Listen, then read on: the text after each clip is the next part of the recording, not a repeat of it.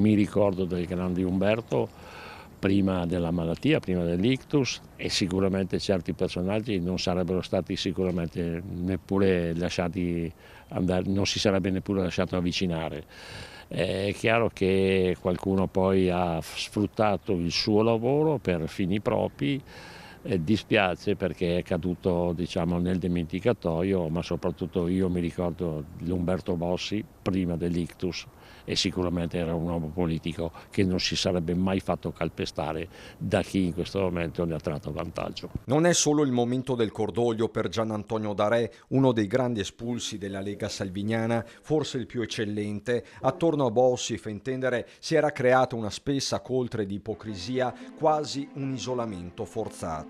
Ma vede, in politica la gratitudine non esiste, esiste l'ingratitudine, esiste cogliere il momento giusto per fini propri, e lui è stato un grande politico della politica italiana, soprattutto ha saputo, ripeto, mettere insieme la destra e la sinistra per un fine ultimo, che era la grande idea del federalismo. Guarda il suo ex leader, anche Flavio Tosi, ora Forza Italia, un rapporto, quello tra lui e Bossi, spesso al centro delle cronache politiche. Talvolta abbiamo avuto opinioni diverse perché ci siamo confrontati vivacemente sulla secessione, alla quale ero contrario, sulla lotta all'Europa e all'euro, sulla quale non ero d'accordo, però c'è sempre stato reciproca stima, amicizia, rispetto.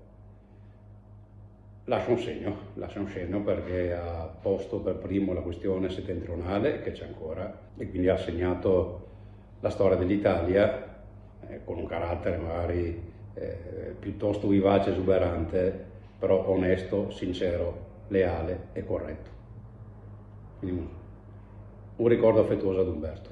Chi in Lega c'è ancora, pur conservando lo spirito ribelle del Senatur, è di certo Roberto Bulldog Marcato. Il suo è un messaggio a chi Bossi, se non rinnegato, lo ha dimenticato.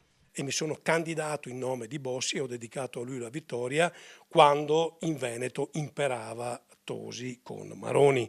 E io, come sempre ho fatto in vita mia, sto sui valori e io mi sono candidato da bossiano. Se non ci fosse stato Bossi con quei simboli che qualcuno oggi guarda come naif, no? Magari anche un po' schifato, magari, ecco, ricordo anche a questi signorini della politica che senza Bossi, con tutto il suo apparato comunicativo, oggi non ci sarebbero, non ci saremmo, non ci sarebbe Marcato, Zaia, Stefani, Salvini stesso e tanti amministratori, sindaci che di fatto a Bossi devono tutto.